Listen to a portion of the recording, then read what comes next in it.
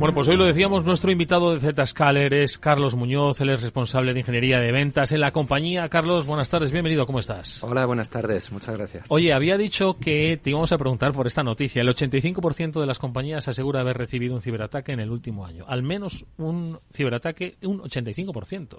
Bueno, yo me pregunto lo que no vemos. Es decir, hay un problema claro de visibilidad con respecto a los ataques. Entonces, ¿cuál sería el porcentaje, no? Si verdaderamente estas empresas tuvieran una visibilidad plena de todo lo que está pasando en sus organizaciones y fueran capaces de observar todo lo que está saliendo y todo lo que está entrando en sus organizaciones, ¿no? Es sorprendente el número, pero verdaderamente nos encontraríamos con un volumen mucho mayor de ataques. ¿Podemos lograr esa total visibilidad? Yo creo que sí. Yo creo que tenemos que hacerlo, ¿no? Y tenemos que gestionarlo. Hablaré un poquito más sobre ello, ¿no? Pero creo que es importante tener en cuenta que desde un punto de vista de visibilidad las organizaciones han tenido una aproximación quizás un poco táctica a esa problemática, ¿no? El ser capaz de tener una visibilidad plena, ¿no? Y ver la cantidad de tráfico cifrado que ahora mismo está saliendo en las organizaciones, ser capaz de decodificarlo y en base a ello tener una inspección profunda de todo lo que está saliendo es un requerimiento para poder conseguirlo. Creo que estamos en el camino, pero es necesario que las organizaciones hagan un poco sus deberes en ese sentido. Carlos nos está adelantando cosas, vamos a no ir tan rápidos. Está hablando de la necesidad de que se revisen, que se repiense, que si hay una reflexión sobre cómo las compañías están afrontando ahora mismo sus estrategias de ciberseguridad. Y en esa reflexión, y lo hemos comentado aquí en más de una ocasión, emerge con fuerza el concepto de Zero Trust. Hemos hablado, gracias a Zscaler, de este concepto y hoy queremos volver a insistir en el cambio de paradigma que supone en el mundo de la ciberseguridad, pero sobre todo saber de dónde viene, porque claro, hoy todos quizás estemos hablando ya con cierta familiaridad de Zero Trust, pero quizás no entendemos muy bien cómo ha llegado a nuestras vidas, ¿no? Yo creo que es importante saber por qué hoy Zero Trust, Carlos, es precisamente el cambio de paradigma en el componente de ciberseguridad. Pues sí, estoy muy de acuerdo. Mira, el concepto Zero Trust, desde mi punto de vista, bueno, si nos remontamos un poco, hace unos cuantos años, el acceso a las aplicaciones era implícito, desde una perspectiva de confianza. Es decir, tú te conectabas a un segmento de red, a una VLAN, y el conjunto de aplicaciones que estaban conectadas a ese segmento de red tenías plena visibilidad de ese conjunto de aplicaciones. La seguridad, por tanto, la confianza, la verificación de la identidad del usuario estaba implícito a la conexión del usuario a ese segmento. Con la entrada de las redes Wi-Fi ocurrió algo interesante porque era muy fácil de segmentar. Podríamos poner un firewall donde todas las conexiones Wi-Fi de una organización pasaran a través del firewall y poníamos una serie de controles de seguridad. Pero ¿qué pasaba con ese usuario cuando luego iba a una sala de reuniones y se conectaba cableadamente a una roseta, ¿no? Pues de nuevo tenía acceso pleno a todas las aplicaciones. Y así nació 802.1x. Es decir, oye, yo me conecto a una roseta, tengo un suplicante en mi puesto de trabajo y ese suplicante va a desarrollar un proceso de autenticación contra un servidor que gestiona mis identidades. Si la autenticación es positiva, el puerto se abre. Si la autenticación es negativa, mi sistema se bloquea o me lleva a una red de aislamiento. ¿Pero qué es lo que ocurrió? Pues que nos encontramos con la realidad. Y la realidad es que la operación a veces pues es compleja de gestionar en estos entornos. Yo mismo he trabajado en proyectos con 802.1x, tengo unos cuantos años, y he tenido que gestionar bases de datos con cientos de entradas de MAC address donde no podíamos excluir. Era muy difícil de operar. Lo interesante es que sentó una premisa de trabajo. Hubo una concienciación y a partir de entonces hubo una evolución alrededor del camino Zero Trust. Existía el Fórum Jericho, hoy por hoy el Open Forum, luego Forrester, que fue quien acuñó realmente el término Zero Trust, más adelante Google con los documentos de Beyond Compare, y fue en el 2019 cuando Gartner acuña el término Zero Trust Network Access, más o menos a la vez en la que se acuña el término SASE, ¿no? Y bueno, marcó una pequeña revolución, ¿no? Sobre cómo adaptar estos caminos y cómo poder ir desarrollándolo, ¿no? Incluso este año pasado, en el 2022, en las agencias federales ha salido un documento donde se fuerza que todas las agencias asociadas al gobierno federal tengan que desarrollar una estrategia con respecto a la implementación de un modelo Zero Trust en acceso a sus aplicaciones privadas para el 2024, ¿no? Que hablando en términos de administración pública, pues es prácticamente pues la velocidad de la luz, yo diría, ¿no? Yo creo que Algo interesante y que normalmente no se sabe, fijaos, en el 2019 es cuando Gartner acuña el término Zero Trust Network Access. Zscaler en el 2016 ya tenía una solución para acceso a aplicaciones privadas. Para el 2019 había solventado problemáticas como, por ejemplo, cómo garantizar que los usuarios, donde no podemos implementar un agente, usuarios de terceros que hacen cualquier tipo de actividad de gestión, pudieran ser gestionados y tuvieran acceso también a los entornos de Zero Trust, así como los cambios en los atributos asociados a la identidad de un usuario dentro de su esquema, dentro de su identity provider utilizado, eran elementos que ya estaban solventados para aquel entonces. Digamos que Zscaler ha jugado un papel muy relevante en la evolución de la tecnología Zero Trust hasta nuestros días. Y Carlos, bienvenido al programa, gracias por estar con nosotros. Y fíjate que estábamos hablando antes, que llevamos 5 años, hemos ido evolucionando, y yo le voy a preguntar a Carlos por cómo se plantea la evolución del Zero Trust, que lo estamos empezando a tocar, claro. Y cómo ves ya el futuro del Zero Trust. Pues fíjate, creo que cuando aproximamos la problemática de Zero Trust, se aproxima desde una perspectiva de cómo los usuarios acceden a las aplicaciones. Y no nos damos cuenta de que con la propia transformación digital de las organizaciones ya no son solo los usuarios los que tienen que acceder a las aplicaciones, sino nos encontramos aplicaciones que tienen que acceder a otras aplicaciones. Una aplicación con un frontend en un determinado data center que tiene que acceder a un backend que se encuentra implementado en un segundo data center. Y tenemos que garantizar y llevar ese concepto Zero Trust también a la comunicación entre las aplicaciones. Por otro lado, dentro de lo que es el concepto de desarrollo de aplicaciones, pues cada vez más, y tiene todo el sentido del mundo, se desarrollan aplicaciones en entornos hiperescalares, porque es mucho más sencillo desarrollar una aplicación en Amazon o en Azure que desarrollar una aplicación en un data center tradicional donde tienes que gestionar todos los recursos que estas empresas ya te dan para que puedas consumirlos. Pero ¿qué es lo que ocurre? Que según vamos evolucionando en la adopción de nuevos recursos dentro de estos hiperescalares, nos encontramos en situaciones donde son funciones serverless, por ejemplo. Es un objeto donde no puedo instalar absolutamente nada porque es un objeto inexistente, ¿no? En cuanto a que no hay una máquina por detrás sobre la cual yo pueda gestionar, tiene que acceder a un determinado conjunto de aplicaciones, ¿no? Y eso es otro entorno donde tenemos que empujar el concepto Zero Trust, ¿no? Y llevar el Zero Trust también a este tipo de sistemas. Y por último, también señalaría el concepto de IoT y OT. Es decir, qué pasa con todos los dispositivos wearables que llevamos que de algún modo tienen que conectarse a una determinada aplicación. ¿Cómo podemos garantizar que la conectividad contra esa aplicación se haga de un modo seguro, siguiendo las pautas y el paradigma de un modelo de funcionamiento Zero Trust? Entonces, más allá de la evolución tecnológica, ¿no?, del propio producto, que sin duda va a incorporar por modelos de seguridad adicionales, donde estos brokers que garantizan la comunicación entre los distintos anything, ¿no?, y las aplicaciones finales se haga de un modo seguro. Yo creo que es importante también analizar cuál va a ser la evolución desde el punto de vista de adopción tecnológica por parte de las organizaciones, ¿no? Y este es un roadmap que, en cierto modo, yo sí visualizo, ¿no?, donde las organizaciones empiezan por los usuarios y acabarán por conectar cualquier tipo de dispositivo a un modelo Zero Trust. Esto es muy relevante, Carlos, porque es que, claro, todas las necesidades de ciberseguridad de las empresas están cambiando. Se está también evolucionando ese propio modelo Zero Trust, ¿no?, para adaptarse a todo esto. Y, en definitiva, como estabas diciendo también, las propias empresas tienen que generar ese roadmap, ¿no?, para implementarlo. Pero cuando se plantean esto, cuando se sientan delante de la mesa y dicen, vale, vamos a implementar esta solución Zero Trust, ¿cuáles son los beneficios que van a obtener las organizaciones al implementarlo?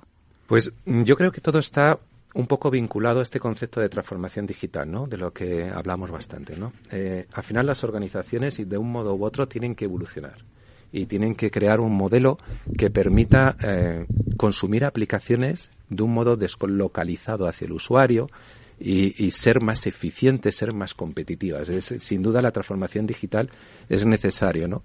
¿Y qué papel juega ciberseguridad dentro de este concepto de transformación digital? Porque nunca acabamos, ¿no?, desde un punto de vista de ciberseguridad. Siempre hay algo que tenemos que proteger, y cuando la organización se mueve hacia una transformación digital, pues empieza a aumentar un poco su superficie de ataque, empiezan a aumentar de nuevo los nuevos vectores, y creo que los equipos de seguridad, de ciberseguridad en general, tienen que convertirse en un partner que acompañe a la propia transformación digital de la organización y se convierta en un habilitador.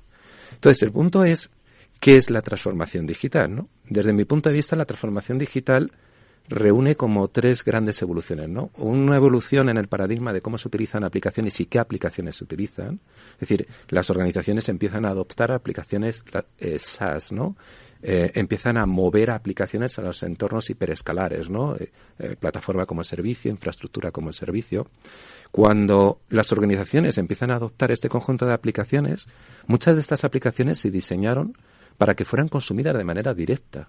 Es decir, los usuarios no deberían pasar por el centro de datos para acceder a esta aplicación, ¿no? Imaginaos un usuario que accede al data center para salir a Office 365 y luego la devolución tiene que ir al data center para volver a este usuario que está trabajando desde su casa, ¿no? Entonces, los local breakouts generan lo que llamo una transformación desde el punto de vista de comunicaciones, que es la segunda transformación. Y la tercera es la de seguridad, porque cuando permitimos esa conexión directa para mejorar en términos de experiencia de usuario la conectividad de su usuario hacia esa aplicación, rompemos el modelo de seguridad. Todo el stack de seguridad está implementado en el data center. Por tanto, las organizaciones tienen que aceptar un modelo de riesgo donde la seguridad que estamos desarrollando es distinta cuando el usuario se conecta de manera directa o cuando pasa a través del data center.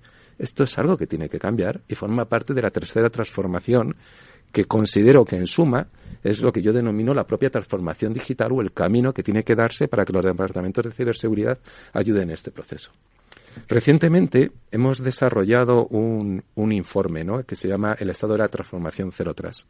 Este informe identificaba que los 3 principales factores que de algún modo motivan la transformación digital son la reducción de costes, la facilidad o facilitar la innovación tecnológica y manejar el ciberriesgo, ¿no? Yo creo que es importante garantizar la transformación digital de la organización en términos de adopción desde cualquier sitio de una manera segura de las aplicaciones, sin aumentar la superficie de ataque y reduciendo la posibilidad de movimiento lateral, ¿no? Pues los llamados WannaCry, ¿no?, que no ocurran y que si ocurran puedan limitarse a un conjunto muy segmentado y muy reducido de aplicaciones que puedan sufrir. Y un cuarto caso interesante, ¿no?, que trasladaba este informe es la necesidad por parte de las organizaciones de intentar captar talento, ¿no? Y cómo modelos Zero Trust pueden ayudar también a captar talento porque crean modelos de trabajo sociales, colaborativos, donde verdaderamente el usuario puede trabajar desde cualquier localización, sin ningún tipo de impedimento, con una experiencia positiva y desde una perspectiva de seguridad holística, ¿no? Donde hagamos lo que hagamos, pues consigamos que el acceso a la aplicación se haga de un modo seguro. Todos estos aspectos creo que son aspectos a tener en cuenta, ¿no? Y por parte de las organizaciones, es cierto, diría que, si me permitís, que creo que quizás las organizaciones tienen un movimiento un poco táctico a cómo están adoptando las tecnologías Zero Trust. Y táctico en términos de, pues mira, nos contactan muchas organizaciones que dicen, tengo usuarios que se conectan vía VPN y quiero implementar algo un poco más seguro con una VPN o quiero mejorar en términos de ciberseguridad. Bueno, deberíamos pensar un poco en por qué no hacemos desde una perspectiva un poco más estratégica, porque creo verdaderamente que cuando aplicamos tecnología Zero Trust desde una perspectiva mucho más estratégica es donde realmente la empresa empieza a recibir los beneficios. Por ejemplo, entre otras cosas, podríamos tener un listado completo de todas las aplicaciones, un inventario completo de todas las aplicaciones de una organización, y en base a ese inventario podríamos ver cómo nuestra organización ofrece esas aplicaciones a sus usuarios, cómo podríamos optimizar esos procesos, cómo podemos reducir costes, cómo podemos decomisionar hardware, cómo podemos en general mejorar la eficacia y la eficiencia de nuestros usuarios en el acceso a las aplicaciones. Una aproximación más estratégica sobre la problemática Zero Trust creo que aporta muchos beneficios a la organización en esa adopción. Hombre, yo creo que es un planteamiento absolutamente rupturista, el hecho de plantear la ciberseguridad como un catalizador de la transformación digital. Al final siempre se ha concebido como una herramienta más dentro de esos procesos de digitalización de las compañías o como una cobertura del proceso de digitalización, pero nunca como el impulsor, ¿no?, de una transformación digital eficaz, ¿no? Y yo creo que eso no solo es la diferenciación de Zscaler, sino también la diferenciación del concepto de cómo queremos que la ciberseguridad nos acompañe. Es decir, queremos que sea un elemento externo que vigile o que forme parte de la estrategia de crecimiento de una compañía, ¿no? Ahí yo creo que hay una diferencia que es radical, ¿no? Y apuntaba que obviamente eso pues tiene un beneficio pues en la atracción de talento, pero en el usuario al que hacía referencia antes, ¿no? Centrémonos un poco también en esa, un poquito más, ¿no? En los beneficios para el usuario de la aplicación, la adopción del Zero Trust. Pues mira, yo pienso que en términos de experiencia, el usuario es lo que más va a percibir, es decir, va a recibir una experiencia mucho más homogénea. Pensar ahora mismo, vamos a pensarlo de otro modo, ¿no? Vamos a pensar en un usuario que está teletrabajando y tiene que crear una VPN, tiene que abrir una aplicación. Está accediendo a una determinada aplicación que se encuentra, bueno, pues en cualquier data center del mundo. Tiene que saber cuál es la localización de ese servidor VPN donde se encuentra ese concentrador. Y fijaos, en una solución Zero Trust, la experiencia de usuario es exactamente la misma. Cuando ese usuario está trabajando desde la oficina, abre su navegador, pone la URL de la aplicación a la cual se quiere conectar y se conecta. Y cuando está trabajando desde su casa, abre el navegador, pone la URL y se conecta. Es absolutamente transparente desde la perspectiva del usuario. Se olvida de crear túneles, se olvida de incompatibilidades, se olvida de esos conceptos de, bueno, si accedo a Internet, accedo de manera directa, pero si accedo a mi aplicación, accedo a través de mi data center. La solución es mucho más homogénea. Por otro lado, también desde la perspectiva del usuario, se olvida de aspectos de seguridad. La política de seguridad que se está aplicando es exactamente lo mismo. No importa si se encuentra en una oficina, en el centro de datos o si se encuentra en su casa, ya que la política de seguridad reside en un proveedor de servicios cloud, ¿no? Que define una política de seguridad holística con independencia de la localización del usuario. Por tanto, no estamos aceptando en términos de riesgo una postura de seguridad más relajada en función de dónde se encuentre este usuario trabajando, ¿no? Creo que en términos de experiencia un aspecto muy interesante es, en mi opinión, creo que cuando una empresa se está transformando, cualquier feedback negativo por el consumidor de esas aplicaciones puede ser demoledor, desde el punto de vista de el retraso que puede tener la adopción de un proceso de transformación digital en las organizaciones. Y fijaos, a mí pienso en, si me pongo en el pellejo, ¿no?, de los usuarios de las organizaciones, es, vale, la organización se mueve a una aplicación SaaS y ¿qué es lo que ocurre? Bueno, pues que pierde el control de esa aplicación. Ya no está en su data center. Ya no podemos medir cuál es el tiempo de respuesta que esa aplicación nos está dando. Ahora viene Zscaler y dice, envíame todo el tráfico que nosotros te desarrollamos un proceso de inspección de ese contenido. Bueno, pues pierde visibilidad. Y para colmo, el usuario ya no está en su centro de datos, está en su casa. Por tanto, cuando llaman al centro de atención de usuarios diciendo, oye, que a mí Microsoft Teams me va lento, ¿es cierto? ¿No es cierto? ¿Es subjetivo? Es complicado. Y cualquier comentario negativo con respecto a esa adopción puede retrasarlo. Entonces, fijaos, con la solución ZTNA, que la llamamos Zscaler for Private Application de Zscaler, incorporamos una solución llamada Zscaler for Digital Experience. Y la idea es, a través de estos conceptos de agentes únicos, etcétera, ser capaces de monitorizar cuál es la experiencia que el usuario tiene en su puesto de trabajo, a nivel de memoria, de CPU, de disco, los posibles problemas que pueda tener.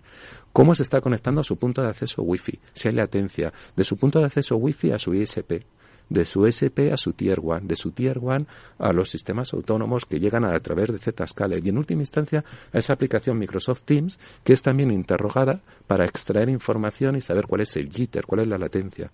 Todos esos elementos de esos tres grandes bloques, ¿no?, el tránsito, la aplicación final y el puesto de trabajo en origen, son monitorizados, correlados y obtenemos un score. Y ese score lo que mide es cuál es la experiencia del usuario en el consumo de esa aplicación, cualquier aplicación. De manera que los centros de atención de usuarios pueden ser muy proactivos en la identificación de cuál es el problema. Y a lo mejor el problema es, oye, es que tu router Wi-Fi se ha caído o es que tu router Wi-Fi está generando cierta latencia. No es que la transformación digital en el consumo de la aplicación esté funcionando mal. Es que tu conectividad está funcionando mal. Pues bien, creo que, en resumen, ¿no?, desde el punto de vista de cuál es el beneficio que recibe el usuario cuando de algún modo está adoptando este tipo de tecnologías, es la flexibilidad de trabajar desde cualquier sitio con una experiencia de usuario totalmente homogénea y segura. Oye, antes de que preguntéis una cosa, me gustaría preguntarle a Carlos a propósito de un poco, ya conocemos la experiencia de usuario, ya conocemos cómo es la ventaja para la empresa que adopte este camino de transformación digital a través de la ciberseguridad basado en Zero Trust. Pero claro, imagina, y decías antes, oye, vamos a ser menos tácticos y a ser más estrategas, ¿no? O más estratégicos. Si una compañía decide hacerlo, una compañía que ya tiene un bagaje y un recorrido en ciberseguridad, que ya había implementado, no sé si otras tácticas u otras estrategias, pero ya tenía. Entonces, ¿cómo incorpora Zero Trust ahora mismo a su vida? Sí, yo creo que al final es una cuestión de definir un roadmap, ¿no? Y decir, vale, Zero Trust no es una visualización táctica de solución de un problema. De decir, no, pues mira, es que tengo un problema de VPN, como decía anteriormente, y quiero garantizar que mis desarrolladores, se conecten a Amazon de un modo seguro, de un modo muy sencillo desde una perspectiva de comunicaciones de red para acceder a las aplicaciones. No, imaginémoslo más desde el punto de vista de cómo consigo que cualquier dispositivo acceda a las aplicaciones existentes sin exponer mis aplicaciones a Internet.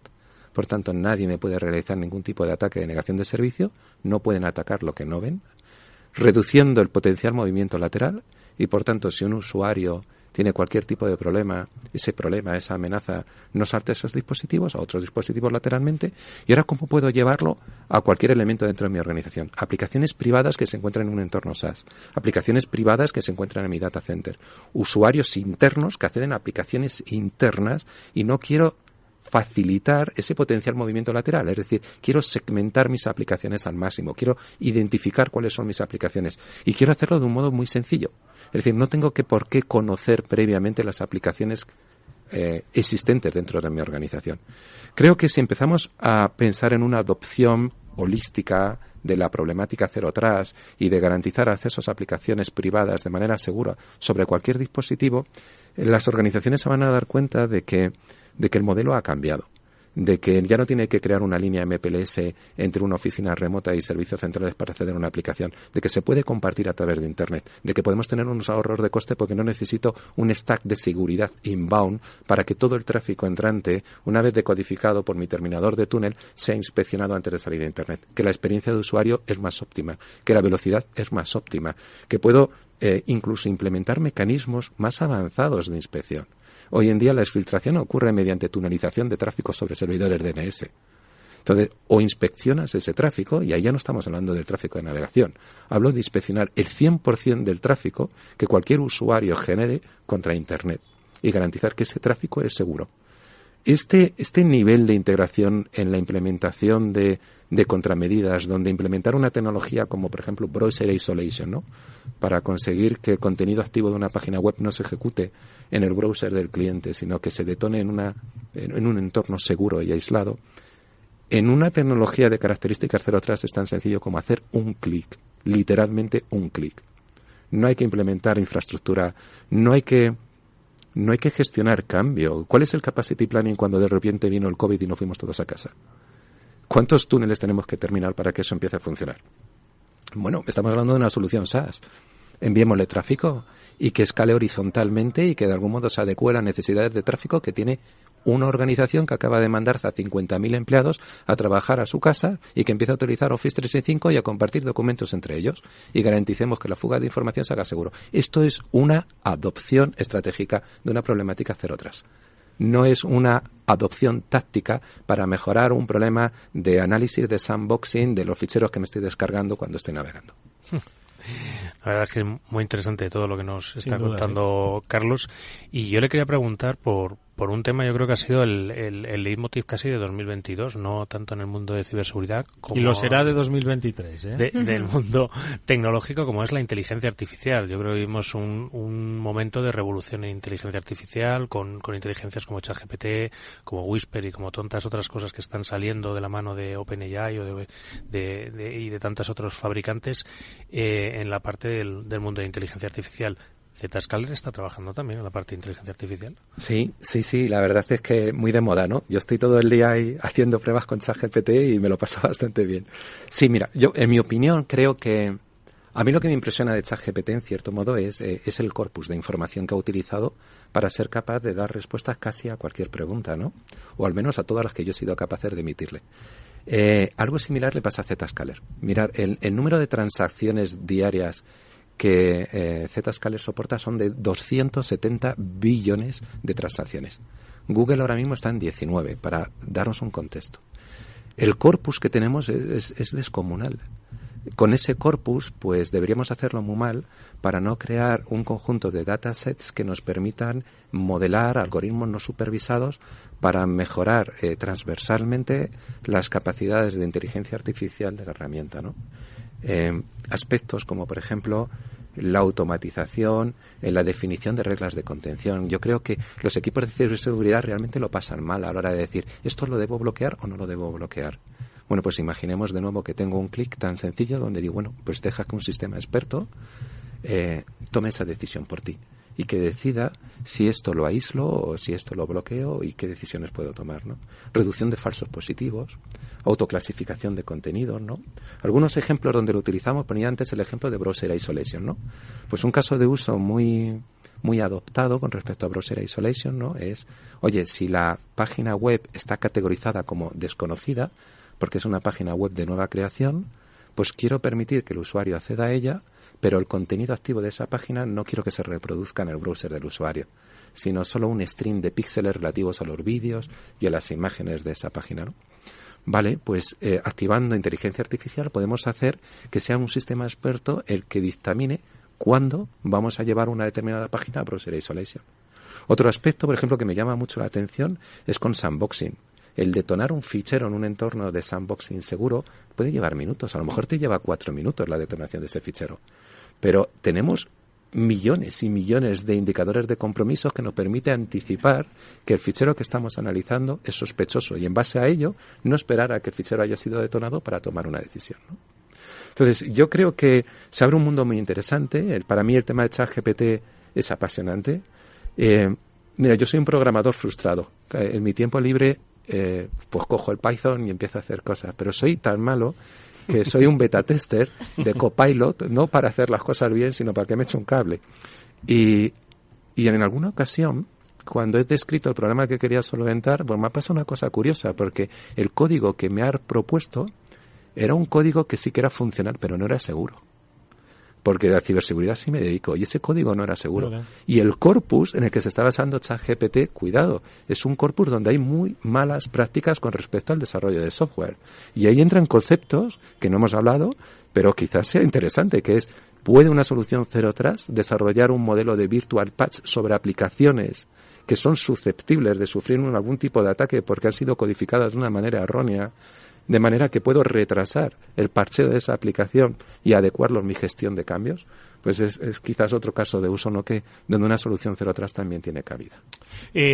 Nos quedan 3 minutos de programa y no me quiero escapar sin hablar de 2 referencias o 2 citas de referencia para Zscaler. Una de ellas, la publicación de un reciente informe de Threat Labs sobre el estado de los ataques encriptados. Y una cita importante, el próximo 16 de marzo, todavía queda tiempo, pero bueno, el tiempo vuela, sobre ese 120 Live que vais a realizar, un encuentro Zscaler. Cuéntame del informe, dato que nos quedemos con una referencia para que nos hagamos una idea, Carlos. Pues mira, yo creo que el mensaje es, hemos pasado en 2013 de un 48% de tráfico cifrado en Internet a un 95% de tráfico cifrado. Yo diría, mucho cuidado con el capacity planning, es decir, cualquier organización que tenga una infraestructura tradicional, teniendo en cuenta que la decodificación de tráfico SSL es 10 veces más alta desde una perspectiva de requerimiento computacional, cuidado con el capacity planning, porque ahora mismo el 85% de las amenazas que hemos identificado en ese informe se están transmitiendo a través de canales cifrados. Si no estamos terminando esa conexión, no somos capaces de visualizarlo. Bueno, pues esto es solo un aperitivo de, entiendo, las muchas cosas interesantísimas que se van a comentar el próximo 16 de marzo, 120 Live, que organiza Zscaler. ¿Qué vais a hacer? ¿Qué vais a contar? Bueno, pues es un roadshow. Estamos haciéndolo en 20 ciudades distintas. Ya hemos estado en Milán, en Ámsterdam, en Estocolmo, en París, Copenhague, Londres, Frankfurt y ahora nos toca Madrid. La idea es, pues en el Estadio Bernabéu, que es donde vamos a desarrollar el evento, pues tener la posibilidad de trabajar con clientes, con amigos y hablar un poco más en profundidad de cómo reducir esa superficie de ataque, cómo evitar el movimiento lateral y cómo garantizar la transformación digital de las organizaciones. Bueno, pues yo creo que es interesantísimo.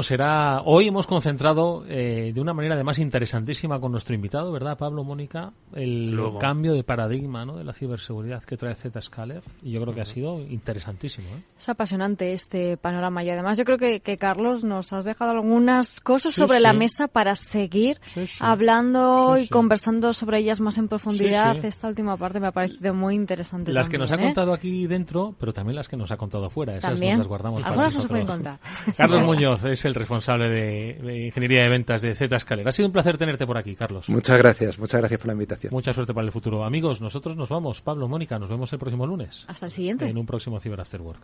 Así será. Adiós.